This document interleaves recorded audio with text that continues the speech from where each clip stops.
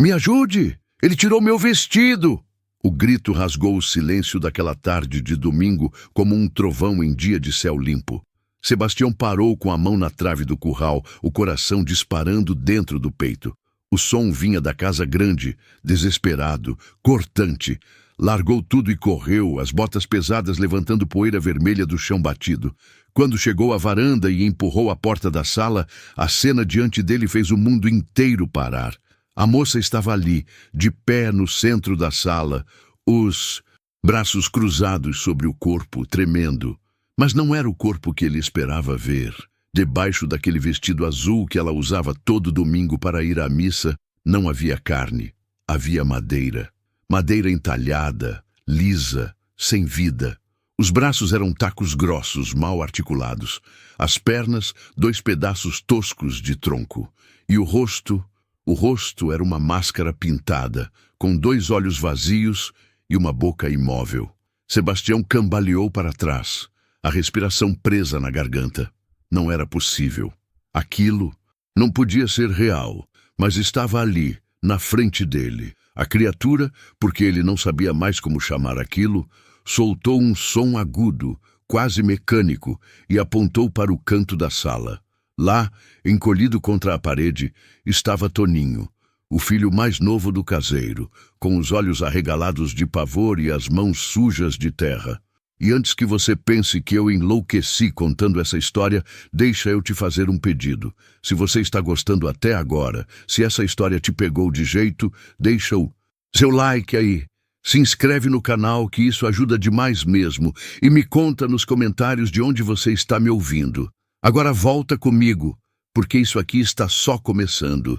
Sebastião era um homem de 60 e poucos anos, daqueles que a vida no campo moldou com as próprias mãos. Rosto marcado pelo sol, mãos grossas e calejadas, costas ainda fortes apesar dos anos. Herdara a fazenda Santa Rita do pai e do avô antes dele. Aquela terra era tudo o que ele conhecia. Os campos de milho, balançando ao vento, o gado pastando nas colinas, o cheiro de café fresco pela manhã. Era uma vida simples, dura, mas honesta. E ele nunca, em todos esses anos, tinha visto algo que fugisse da ordem natural das coisas. Até aquele domingo. Fazia 3 meses que a moça tinha aparecido. Era uma tarde quente de março, quando ela surgiu na estrada de terra que cortava a fazenda. Uma figura solitária, caminhando devagar sob o sol inclemente. Sebastião estava consertando a cerca do pasto sul, quando a viu. Ela usava um vestido azul simples, um chapéu de palha na cabeça e carregava uma pequena mala de couro surrada. Não parecia perdida, mas também não parecia saber exatamente para onde ia. Ele se aproximou, desconfiado como sempre era com estranhos, mas educado. "Boa tarde, senhorita. Está perdida?" Ela ergueu o rosto e Sebastião ficou sem palavras. Era bonita, não da forma escandalosa das moças da cidade, mas com uma beleza tranquila, quase antiga. Olhos escuros e profundos, pele clara, cabelos castanhos presos num coque frouxo. Mas havia algo nela. Algo que ele não conseguia definir. Uma quietude, uma calma que não parecia natural. "Estou procurando trabalho", disse ela, a voz suave e firme ao mesmo tempo. "Ouvi dizer que o senhor precisava de alguém para ajudar na casa grande." Sebastião franziu a testa. Ele não tinha dito a ninguém que precisava de ajuda. A última empregada tinha ido embora havia 2 semanas, é verdade, mas ele mal tinha comentado isso com o caseiro. Como essa moça sabia? "E quem lhe disse isso?" perguntou desconfiado. Ela apenas sorriu, um sorriso pequeno e triste. "As notícias correm, senhor. Nas estradas, a gente ouve muita coisa." Havia algo nela que o deixava inquieto, mas também havia uma necessidade real. A casa grande estava uma bagunça, a roupa acumulada, a cozinha mal cuidada. Sebastião vivia sozinho desde que a esposa morrera, 10 anos atrás, levada por um câncer cruel que a consumiu em meses. Os filhos tinham ido embora para a cidade, cada um seguindo sua vida, e ele raramente os via. A solidão pesava, embora ele nunca admitisse em voz alta. "Qual é o seu nome?" perguntou, ainda hesitante. "Clara", respondeu ela. E assim, sem muitas perguntas, ele a contratou. Clara se instalou no quarto de empregada nos fundos da casa grande, um cômodo simples, mas limpo, com uma janela que dava para o pomar de jabuticabas. Desde o primeiro dia, ela trabalhou como se tivesse nascido naquela fazenda. Cozinhava bem, limpava melhor ainda e tinha um jeito de organizar as coisas que trazia uma paz estranha para a casa. Mas havia algo, sempre havia algo. Sebastião notou logo nos primeiros dias que nunca havia comer. Ela preparava o café da manhã, o almoço, o jantar, sempre servindo tudo com esmero, mas ela mesma nunca se sentava à mesa. "Já comi", dizia quando ele perguntava. Ou, "como mais tarde, depois que o senhor terminar." Mas ele nunca a via comer. Nunca. E ela não suava. Mesmo nas tardes mais quentes, quando o sol caía como chumbo derretido sobre a terra, Clara mantinha a mesma aparência imaculada. Sem uma gota de suor na testa, sem o rosto corado, sem o cansaço que qualquer pessoa sentiria depois de horas de trabalho pesado. E havia o silêncio. Um silêncio profundo e perturbador que parecia segui-la por onde passava. Os cachorros não latiam quando ela se aproximava. Os passarinhos paravam de cantar. Até o vento parecia hesitar. Sebastião tentou ignorar. Tentou se convencer de que estava ficando velho, imaginando coisas. Mas, no fundo, ele sabia. Sabia que havia algo errado com Clara. Algo que fugia de toda lógica, de toda razão. E então veio aquele domingo. Toninho, o garoto de 12 anos, filho de João, o caseiro, tinha ido à casa grande levar ovos frescos. Era um menino curioso, agitado, sempre enfiando o nariz onde não devia. Clara estava na sala, arrumando as flores no vaso da janela, quando ele entrou. Sebastião estava no curral, longe demais para ver ou ouvir o que aconteceu em seguida. Segundo Toninho contaria depois, tremendo e chorando, ele tinha tropeçado sem querer numa cadeira e esbarrado em Clara. Ela caiu, e quando caiu, o vestido se prendeu no prego saliente da mesa, rasgando e escorregando do corpo. E foi quando o menino viu. Não havia pele, não havia carne, apenas madeira. Clara se levantou rapidamente, desesperada, e gritou por ajuda, tentando cobrir o corpo exposto. Foi quando Sebastião chegou. Agora, ali parado na porta da sala, olhando aquela criatura impossível, Sebastião sentia o chão fugir debaixo dos pés. Sua mente lutava para entender, para encontrar alguma explicação racional. Mas não havia. Simplesmente não havia. Clara, ou o que quer que ela fosse, segurou o vestido contra o corpo, os olhos pintados fixos nele, e pela primeira vez desde que chegara, Sebastião viu algo naquele rosto de madeira. Viu medo, viu vergonha, viu uma humanidade impossível brilhando por trás daquela máscara inerte. "Senhor Sebastião", ela começou, a voz quebrando, e ele percebeu que, mesmo sendo de madeira, ela podia chorar. Lágrimas escorriam daqueles olhos vazios, molhando a máscara pintada. "Eu posso explicar." Toninho correu da sala, gritando, e sumiu porta fora. Sebastião ouviu os gritos se afastando, ouviu a confusão que começava lá fora, mas ele não conseguia se mover. Estava preso ali, entre o terror e algo mais, profundo, algo que ele não entendia. O que você é?" conseguiu perguntar, a voz rouca. Clara baixou o rosto, as mãos de madeira apertando o tecido azul. Quando ela falou, sua voz era tão humana, tão cheia de dor, que Sebastião sentiu o coração apertar. "Eu era uma mulher", disse ela, "há muito tempo, mas fui amaldiçoada, condenada a viver assim, nem viva nem morta, presa entre dois mundos. Busco há décadas uma forma de me libertar. E pensei que aqui, nesta fazenda, eu pudesse finalmente encontrar paz." Sebastião queria fugir, queria gritar, queria que aquilo fosse um pesadelo do qual ele pudesse acordar. Mas, ao mesmo tempo, olhando aquela criatura quebrada à sua frente, Algo nele se comoveu. Algo antigo, talvez a memória da própria esposa, da própria solidão, da própria dor de estar preso numa vida que não escolheu. Como isso aconteceu com você? Perguntou, a voz trêmula. Clara ergueu o rosto e naqueles olhos de madeira, Sebastião viu um abismo de sofrimento. É uma história longa, disse ela, e muito triste. Lá fora, os gritos aumentavam. João, o caseiro, chegava correndo com outros trabalhadores. Em instantes, todos saberiam.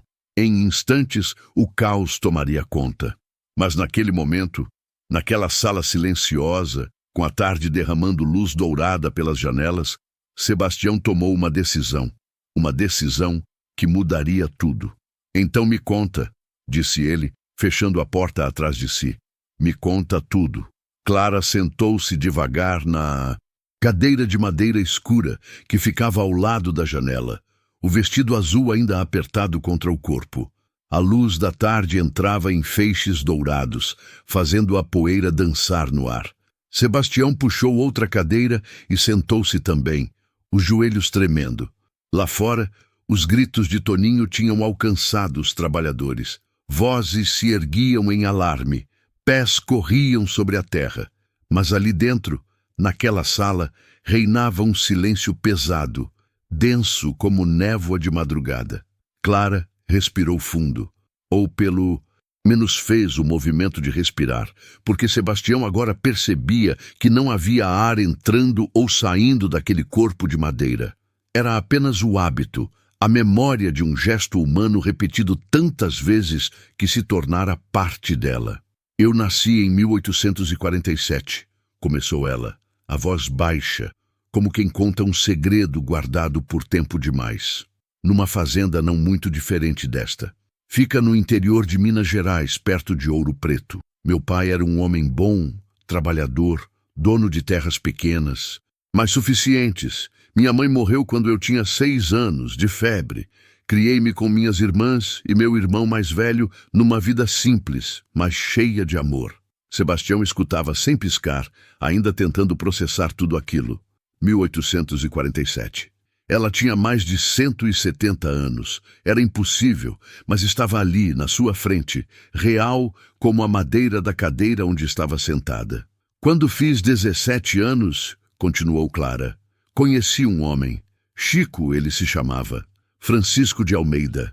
Era tropeiro, trazia mercadorias de São Paulo para Minas, passava pela nossa fazenda sempre que vinha do caminho. Era bonito, forte, tinha um sorriso que iluminava qualquer cômodo e tinha palavras. Ah, senhor Sebastião, aquele homem sabia falar como ninguém. Me contava histórias das cidades grandes, das festas, dos bailes. Me fazia sonhar com um mundo além daquelas montanhas. Ela pausou, os olhos de madeira fixos na janela, como se pudesse enxergar através do tempo. Meu pai não gostava dele. Dizia que Chico era homem de estrada, sem raiz, sem compromisso, mas eu era jovem, apaixonada, teimosa, achava que o amor era maior que qualquer aviso, que qualquer prudência. Numa noite de lua cheia, fugi com ele. Deixei uma carta para meu pai pedindo perdão e parti montada na garupa do cavalo de Chico, com apenas a roupa do corpo e o coração cheio de esperança. Sebastião sentiu um aperto no peito. Conhecia aquela história, não a dela especificamente, mas conhecia o padrão, a dor que vinha em seguida. Tinha visto acontecer com outras moças em outras épocas. Os primeiros meses foram bons, disse Clara, a voz ficando mais fina. Viajamos juntos pelas estradas, paramos em vilas e cidades. Ele me tratava bem, me chamava de minha princesa, me prometia um futuro. Mas aos poucos, tudo mudou. O dinheiro começou a faltar. Chico começou a beber, e quando bebia, ficava diferente, violento, cruel. Ela apertou as mãos de madeira no colo, os dedos toscos, entrelaçados. Numa noite, numa venda na beira da estrada, ele jogou cartas e perdeu tudo o que tínhamos. Voltou bêbado, furioso, e pela primeira vez me bateu. Eu chorei, implorei para voltarmos para casa, para minha família. Mas ele riu na minha cara.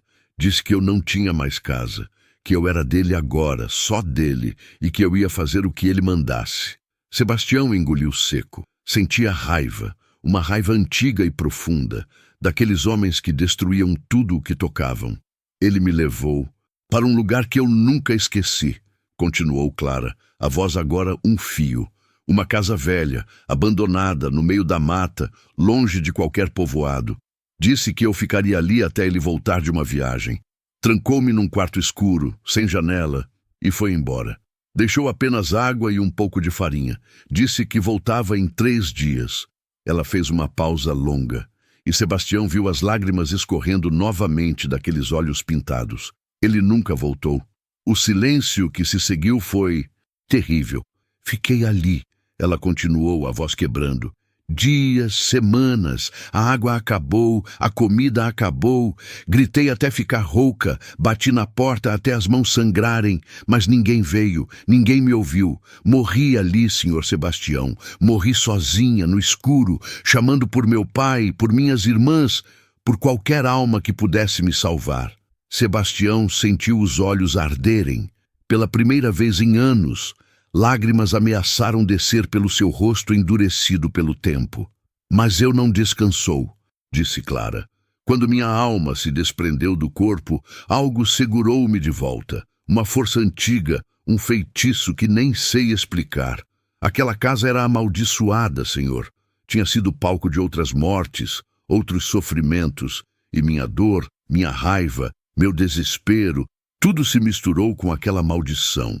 Quando acordei, se é que posso chamar assim, eu estava neste corpo de madeira, feito de tábuas velhas, de galhos retorcidos, de restos da própria casa que foi meu túmulo. Sebastião balançou a cabeça, incrédulo, mas ao mesmo tempo compreendendo. Tinha ouvido histórias parecidas nas rodas de viola, nos terreiros, nas conversas ao pé do fogo, histórias de almas presas, de maldições antigas, de dores que não se apagavam nem com a morte. E desde então, continuou Clara, vago pelo mundo. Posso me mover, posso falar, posso até sentir de uma forma estranha, mas não posso morrer, não posso descansar. Procurei padres, benzedeiras, curandeiros. Alguns tentaram me ajudar, outros me expulsaram com cruzes e água benta. Aprendi a me cobrir, a esconder o que sou, a fingir que sou humana. Mas sempre, sempre alguém descobre. E então preciso partir de novo. Ela ergueu o rosto e naqueles olhos vazios, Sebastião viu um oceano de cansaço. Estou cansada, senhor Sebastião, tão cansada. Já se passaram mais de 170 anos. Vi o mundo mudar, vi cidades crescerem, vi guerras, vi revoluções, mas eu continuo a mesma, presa, sozinha, sem paz. Sebastião não sabia o que dizer. Parte dele ainda gritava que aquilo era loucura, que nada daquilo podia ser real. Mas outra parte, uma parte mais profunda, sabia que estava diante de algo verdadeiro. De uma dor verdadeira. Por que veio para cá? Perguntou finalmente. Por que para a minha fazenda? Clara sorriu tristemente. Porque senti algo aqui. Uma energia, uma presença. Algo que me disse que talvez, só talvez, eu pudesse encontrar a paz que tanto busco. Há poder nesta terra. Senhor Sebastião, poder antigo e esperança. Antes que Sebastião pudesse responder, a porta se escancarou. João, o caseiro, entrou como um furacão, segurando 1/3 numa mão e uma foice na outra. Atrás dele vinham outros 3 trabalhadores, os rostos pálidos de medo. "Afaste-se dela, seu Sebastião!" gritou João. "Aquela coisa não é gente, é do demônio!"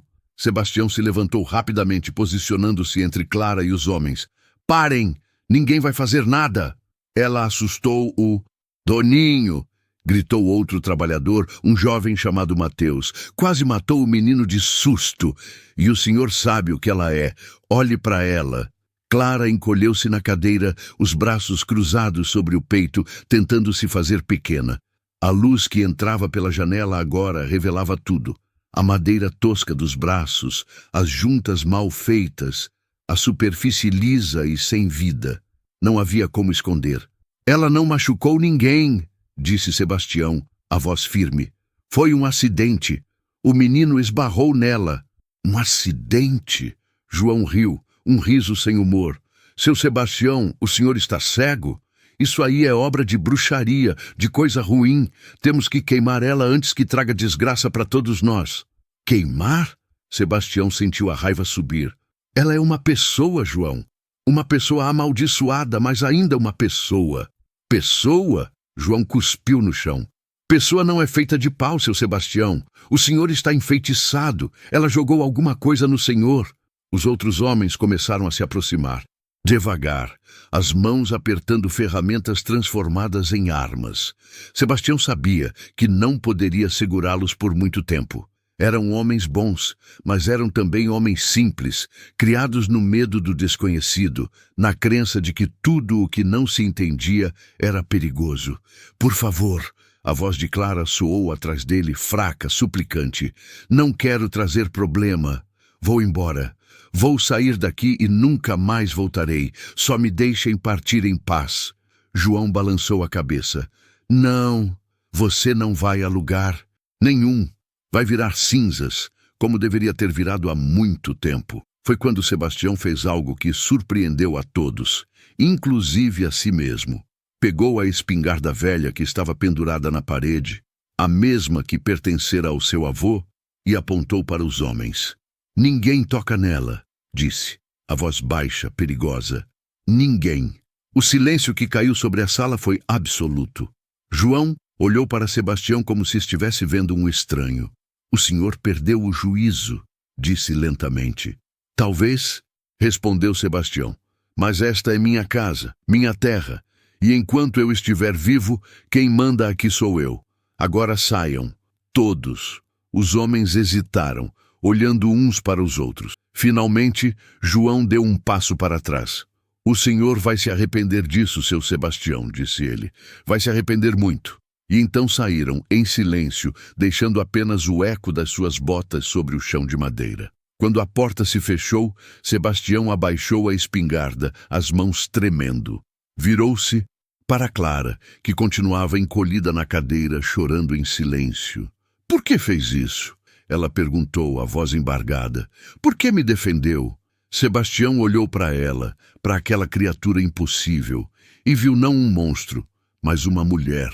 Uma mulher que sofreu, que foi abandonada, que carregava uma dor maior do que qualquer um deveria carregar.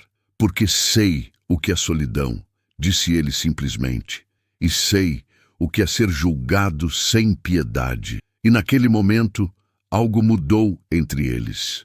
Algo silencioso, mas profundo. Os dias que se seguiram foram tensos como arame farpado esticado ao limite.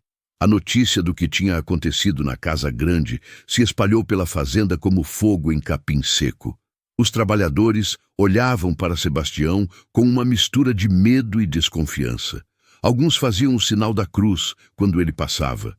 Outros simplesmente desviavam o olhar, como se ele estivesse contaminado por algo impuro. João, o caseiro, não voltou a falar com ele diretamente. Mas Sebastião sabia que o homem estava organizando os outros, sussurrando nos cantos, alimentando o medo. Via os grupos se formando ao entardecer, perto do galpão das ferramentas, as vozes baixas mas carregadas de urgência. Sabia que era apenas questão de tempo até que algo acontecesse. Clara permaneceu trancada no quarto de empregada. Sebastião levava comida para ela, embora ela nunca comesse. Trazia água fresca, conversava por alguns minutos. Ela agradecia com aquele olhar triste de madeira pintada, mas ele percebia o peso da culpa nela. A culpa de ter trazido o problema, de ter destruído a paz da fazenda. O Senhor deveria me entregar a eles, disse ela numa dessas visitas, a voz quase um sussurro. Deixar que façam o que querem. Não vale a pena se indispor com todos por minha causa. Não diga isso, respondeu Sebastião, sentando-se na cadeira ao lado da cama estreita. Ninguém merece ser queimado vivo, nem morto, nem o que você for.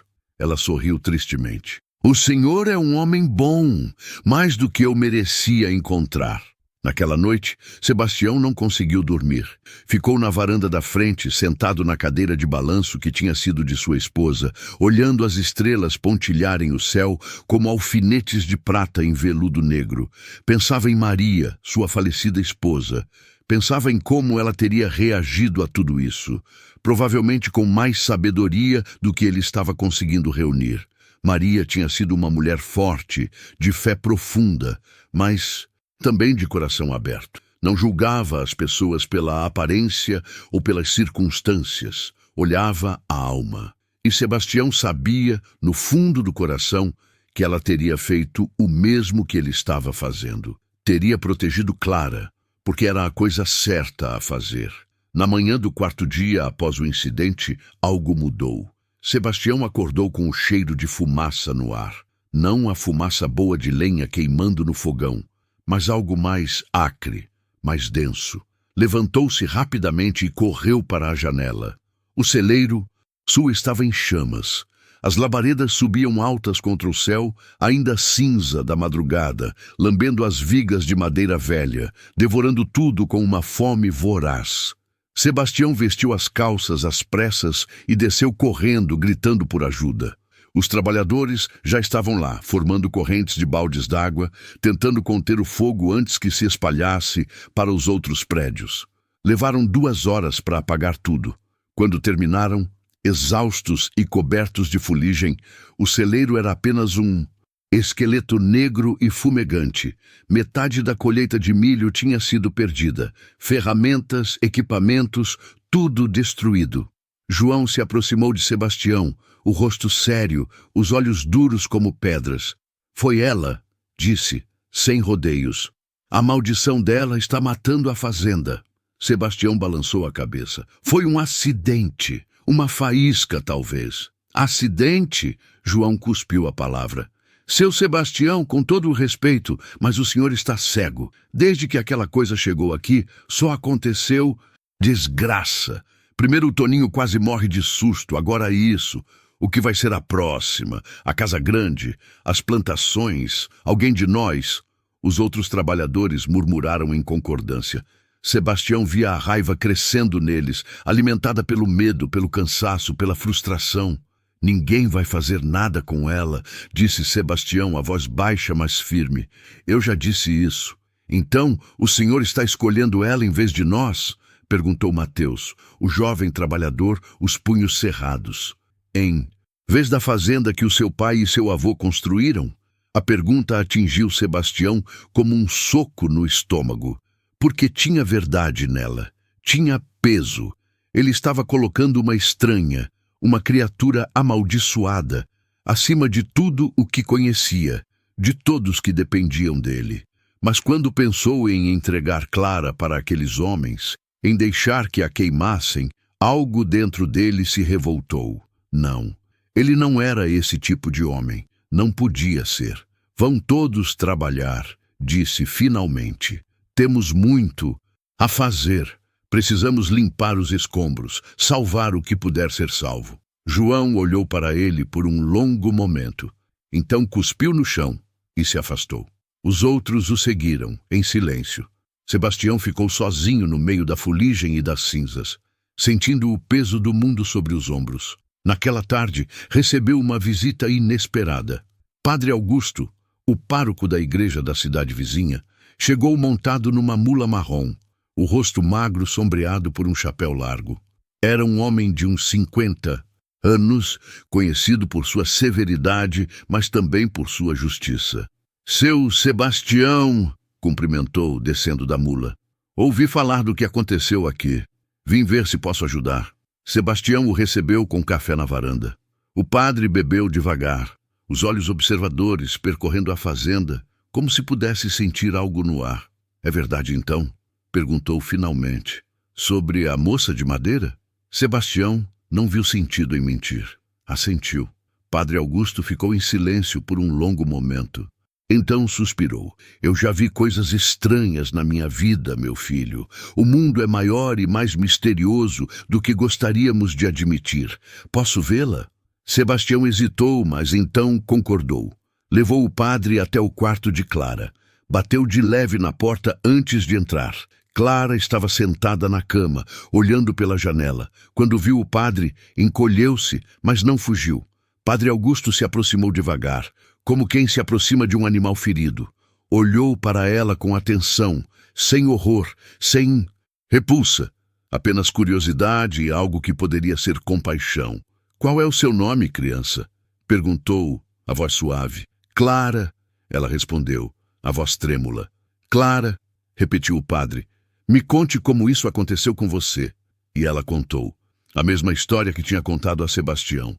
O padre escutou tudo em silêncio, apenas assentindo de vez em quando, os dedos entrelaçados sobre o rosário.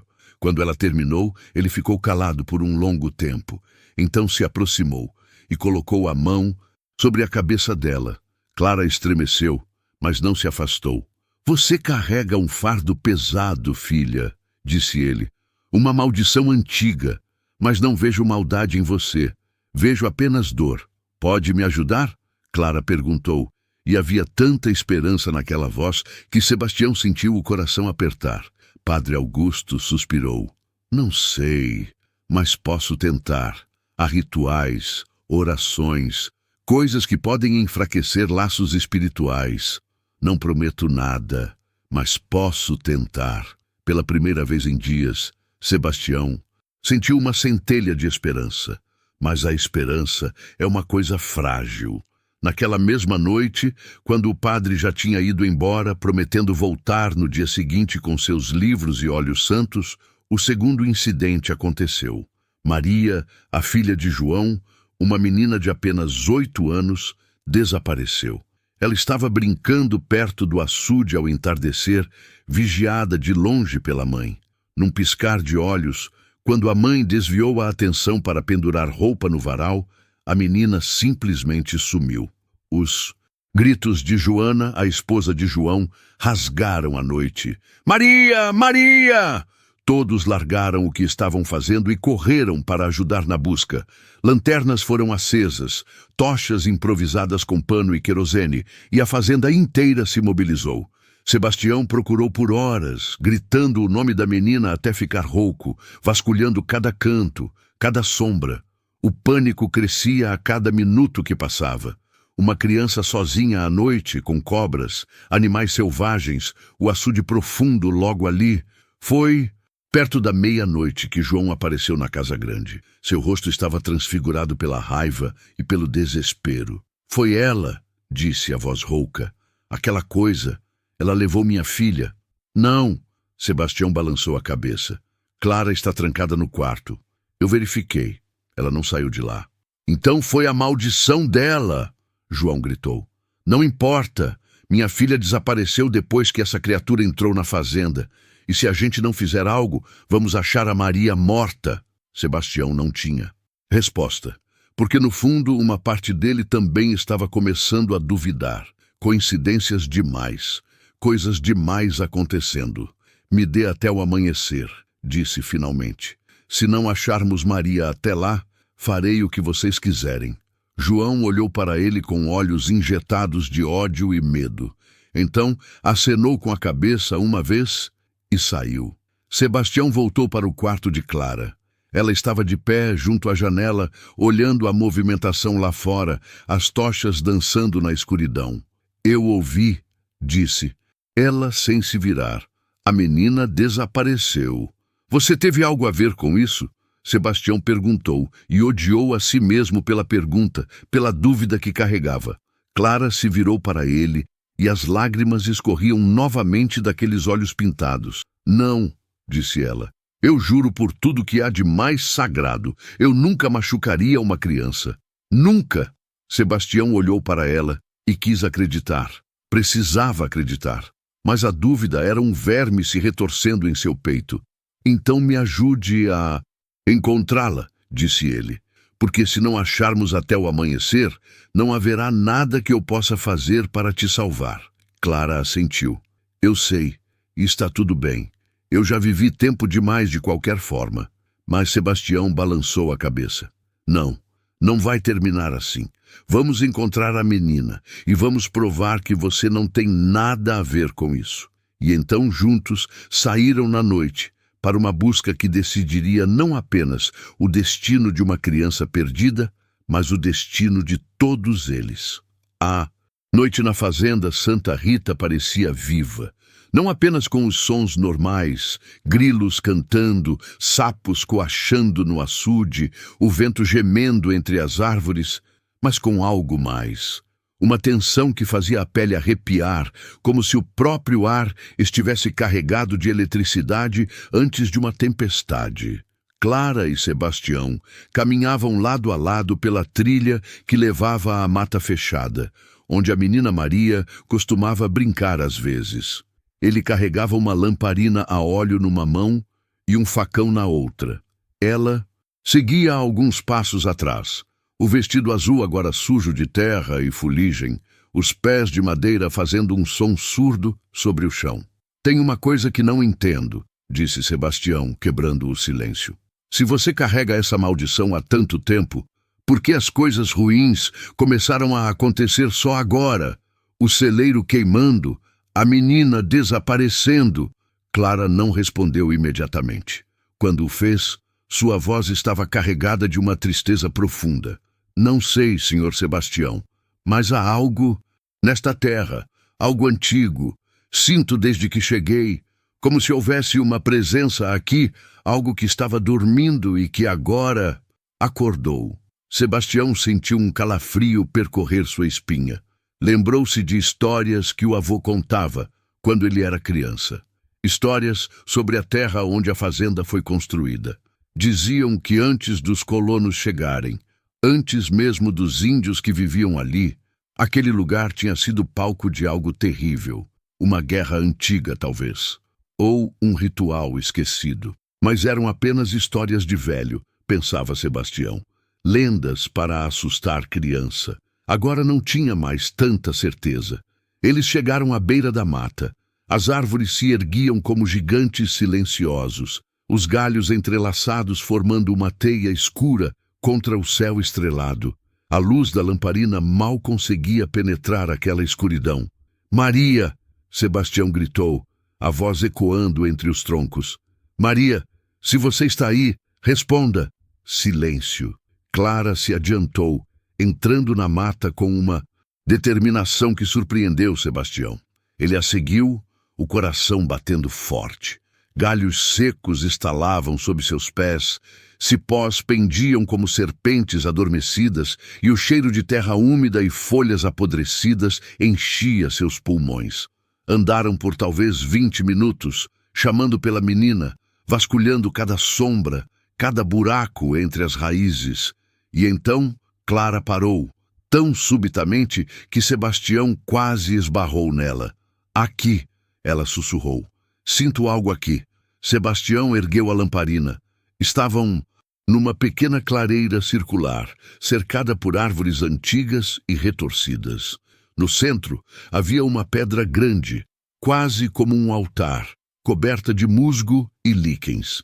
E ao redor da pedra, desenhadas na terra como se alguém tivesse riscado com gravetos, havia marcas estranhas, símbolos que Sebastião não reconhecia. E ali, encolhida junto à pedra, estava Maria. Maria! Sebastião correu até ela, largando o facão e ajoelhando-se ao seu lado. A menina estava com os olhos fechados, o corpo frio, mas respirando, apenas dormindo, ou algo parecido com isso. Ela está viva, disse Clara, ajoelhando-se do outro lado. Mas algo a trouxe aqui. Algo a chamou. Sebastião pegou a menina nos braços. Ela era leve, frágil. Quando seus dedos tocaram a testa dela, sentiu uma febre ardente. Preciso levá-la de volta, disse levantando-se. Mas quando deu o primeiro passo, a clareira inteira pareceu estremecer.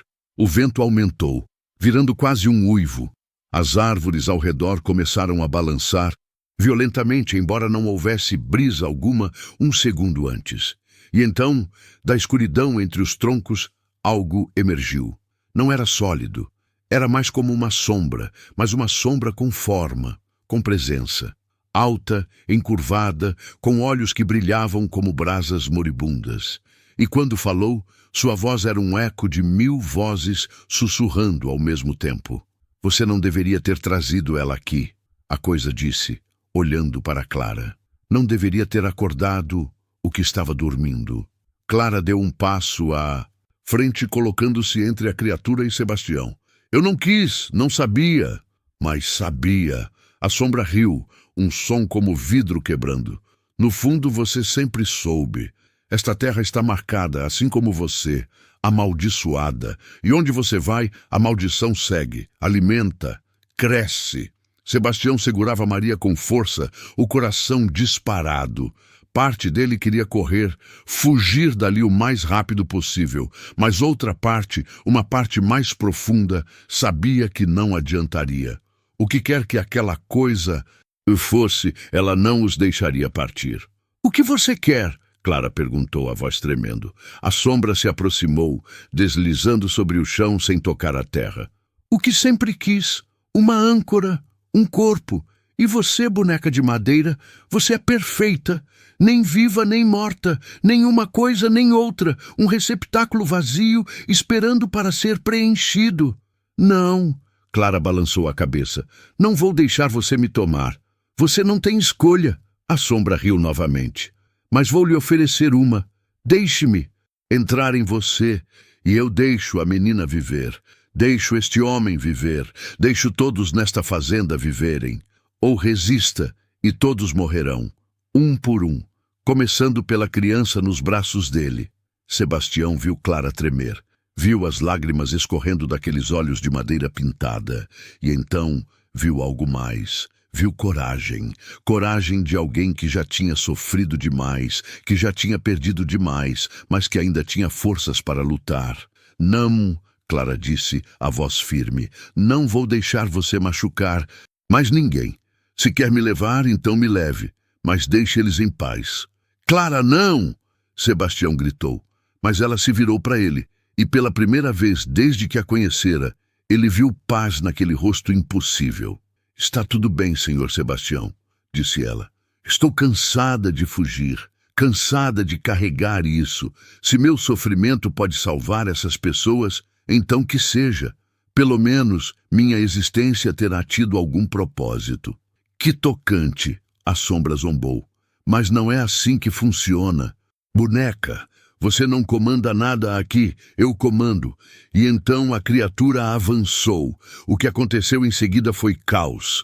A sombra envolveu Clara como fumaça, penetrando por todos os lados. Clara gritou, um grito que rasgou a noite, que fez os pássaros fugirem em revoada das árvores. Sebastião caiu de joelhos, ainda segurando Maria, incapaz de fazer qualquer coisa além de assistir. Mas então, algo inesperado aconteceu. Uma luz. Não uma luz física, mas algo que vinha de dentro de Clara. Uma luz dourada, quente, que começou pequena, mas cresceu rapidamente, expandindo-se, empurrando a sombra para trás. O quê? A criatura sibilou, recuando. E então, Sebastião entendeu. Clara não era apenas uma boneca de madeira amaldiçoada. Ela era uma alma humana. Uma alma que tinha sofrido, que tinha sido quebrada, mas que nunca tinha sido destruída. E essa alma, essa centelha de humanidade que resistiu por mais de 170 anos, era mais forte do que qualquer maldição. A luz cresceu, até preencher toda a clareira tão brilhante que Sebastião teve que fechar os olhos. Ouviu a sombra gritar, um som de dor e fúria, e então, silêncio. Quando abriu os olhos novamente, a clareira estava vazia. A sombra tinha sumido. As árvores estavam quietas. E Clara estava deitada no chão, imóvel. Sebastião colocou Maria cuidadosamente sobre a grama e correu até Clara. Ajoelhou-se ao seu lado, pegando aquelas mãos de madeira nas suas. Elas ainda estavam quentes. Ou talvez fossem apenas as suas mãos que estavam frias. Clara! Chamou, a voz quebrando. Clara, acorda! Os olhos pintados se abriram lentamente. Ela olhou para ele, e havia algo diferente naquele olhar. Algo leve, algo livre. Consegui, ela sussurrou. Consegui quebrá-la. A maldição. Sinto ela indo embora. Você vai ficar bem, Sebastião disse, apertando as mãos dela. Vamos voltar para a casa grande. O padre vai. Não, Clara o interrompeu sorrindo. E era um sorriso verdadeiro, cheio de paz. Não há mais nada que possa ser feito, Sr. Sebastião, e está tudo bem. Pela primeira vez em quase 2 séculos, está tudo bem. Vou finalmente descansar. Não, Sebastião balançou a cabeça, lágrimas escorrendo pelo seu rosto áspero. Não pode me deixar. Não agora. Obrigada, Clara disse, a voz ficando mais fraca. Obrigada por me ver. Não como um monstro, não como uma coisa, mas como uma pessoa. Obrigada por me defender quando ninguém mais defenderia. Obrigada por me dar, nos meus últimos dias, algo que eu não tinha há muito tempo. Dignidade e amizade. Sebastião não conseguia falar. Apenas segurava aquelas mãos de madeira, sentindo-as ficarem mais leves, quase como se estivessem se desfazendo. Cuida da menina, Clara sussurrou. E cuida de si mesmo, Sr. Sebastião. Você é um homem bom. Não deixe que o mundo tire isso de você. E então, com um último suspiro, impossível porque ela não respirava, mas real ainda assim, Clara fechou os olhos. Sebastião a segurou por um longo momento, chorando silenciosamente, e quando finalmente olhou para baixo, viu que o corpo de madeira estava se desintegrando, virando pó, virando nada, como se nunca tivesse existido. Tudo o que restou foi o vestido azul, vazio, deitado sobre a grama. Atrás dele, Maria começou a chorar. Sebastião se virou e a pegou nos braços. A menina abraçou seu pescoço com força, tremendo, mas viva, viva e segura. Ele olhou uma última vez para onde Clara tinha estado, para o vestido azul iluminado pela luz da lamparina. E então, com Maria nos braços, começou a longa caminhada de volta para casa. O amanhecer chegou devagar sobre a fazenda Santa Rita, tingindo o céu de rosa e laranja. Sebastião estava sentado na varanda da frente, Maria dormindo em seus braços, enrolada num cobertor. A menina tinha acordado brevemente durante o caminho de volta, confusa e assustada, mas logo voltara a dormir. A febre tinha passado. Ela estava bem. João e Joana vieram correndo quando os viram chegando, ainda na madrugada. Joana arrancou a filha dos braços de Sebastião com um grito de alívio, chorando e cobrindo o rosto da menina de beijos. João ficou parado, o rosto uma máscara de confusão e alívio. Onde você a achou? Perguntou a voz rouca. Na mata, respondeu Sebastião, cansado demais para explicar mais. Ela estava dormindo. Está bem, só estava dormindo. E a criatura? João perguntou, olhando ao redor como se esperasse ver Clara surgir das sombras. Sebastião balançou a cabeça devagar. Ela se foi, para sempre. Não explicou mais nada. Não disse sobre a clareira, sobre a sombra, sobre o sacrifício de Clara. Algumas coisas eram pesadas demais para serem compartilhadas. Algumas dores precisavam ser carregadas sozinhas. João o olhou por um longo momento. Depois assentiu. Havia algo no olhar dele. Não mais raiva, não mais medo, mas talvez um início de compreensão, ou pelo menos de respeito. Obrigado, disse ele simplesmente. E então levou a família de volta para casa. Agora, sentado sozinho enquanto o sol nascia, Sebastião pensava em tudo o que tinha acontecido. Apenas uma semana atrás, sua vida era previsível, solitária, mas estável. E então, Clara chegou, e tudo mudou. Ela trouxe caos, é verdade, mas também trouxe algo mais. Trouxe propósito, trouxe uma razão para lutar, para defender, para lembrar-se de que ainda era humano. Padre Augusto chegou no meio da manhã, montado em sua mula, carregando uma sacola com livros e óleos santos. Sebastião o recebeu com café fresco e lhe contou tudo. O padre escutou em silêncio, assentindo de vez em quando, as mãos entrelaçadas sobre o rosário. Quando Sebastião terminou, o padre ficou quieto por um longo tempo, olhando para o horizonte onde o sol agora brilhava forte e claro. Ela encontrou a paz, então, disse finalmente. Depois de tanto tempo, finalmente descansou. Sim, Sebastião concordou, sentindo o peso das lágrimas nos olhos novamente. Mas não deveria ter sido assim. Não deveria ter tido que se sacrificar. Talvez não, o padre suspirou, mas ela escolheu. E a graça nisso, meu filho. A redenção em escolher salvar outros, mesmo quando custa tudo o que temos. Cristo nos ensinou isso. E Clara, apesar de tudo o que sofreu, apesar da maldição que carregava, no final mostrou que sua alma permaneceu pura, permaneceu humana. Sebastião olhou para as próprias mãos, calejadas, marcadas pelo tempo e pelo trabalho. Eu não sei se acredito em muito, padre. Perdi a fé quando minha esposa morreu. Mas ontem à noite vi coisas que não consigo explicar. Coisas que vão além do que pensei ser possível. O mundo é maior do que nossa compreensão, disse o padre gentilmente. E há mais coisas entre o céu e a terra do que sonha nossa vã filosofia, como disse o poeta. O importante é que você fez a coisa certa. Viu uma alma em sofrimento e estendeu a mão. Isso é fé. Senhor Sebastião, não precisa de igreja ou ritual. Precisa apenas de compaixão. O padre ficou por mais 1 hora. Benzeu a casa e a fazenda. Rezou sobre a terra onde o celeiro tinha queimado e sobre a clareira na mata. Disse que as orações ajudariam a limpar qualquer resquício da escuridão que tinha estado ali. Sebastião agradeceu, embora não soubesse se acreditava totalmente. Mas havia conforto naquelas palavras, naqueles gestos, e conforto era algo que ele precisava. Os dias que se seguiram foram estranhos. A fazenda aos poucos voltou ao normal. O celeiro foi reconstruído com a ajuda de todos os trabalhadores. Maria voltou a brincar, embora evitasse a mata e se mantivesse sempre perto da mãe. João voltou a trabalhar, e embora a relação entre ele e Sebastião nunca mais fosse exatamente a mesma, havia agora um respeito mútuo, uma compreensão silenciosa. Mas Sebastião sentia um vazio que não conseguia preencher. Numa tarde de sábado, 2 semanas depois de tudo ter acontecido, ele estava organizando a casa grande quando encontrou algo no quarto de empregada.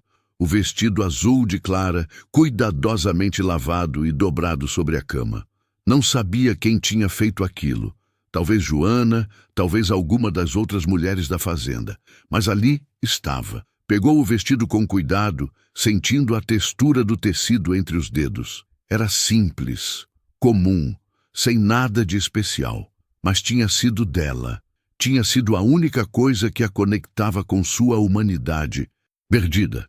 Sebastião dobrou o vestido novamente e o guardou numa caixa de madeira que tinha pertencido à sua esposa.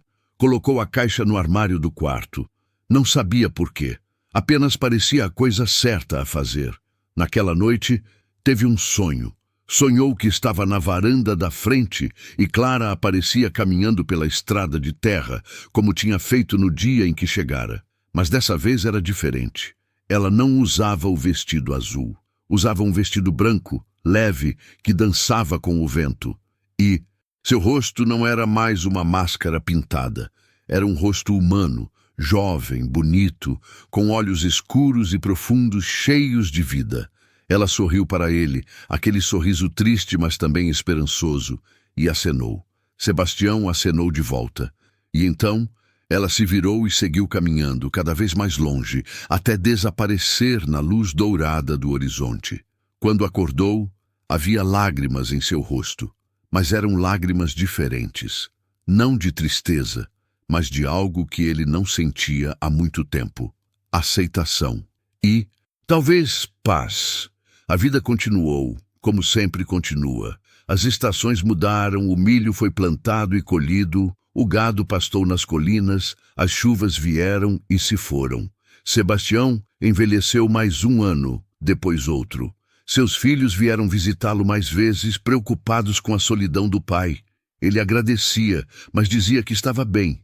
E era verdade, porque ele carregava agora algo dentro de si. Uma memória, sim, mas mais do que isso, uma lição que a humanidade não se mede pela carne ou pelo sangue, mas pela capacidade de sentir, de sofrer, de amar. Que bondade não é algo que damos apenas aos que são como nós, mas a todos que sofrem, e que às vezes defender uma alma solitária vale mais do que todas as riquezas do mundo. Numa tarde de domingo, quase um ano depois, Sebastião estava sentado na varanda quando viu um vulto na estrada.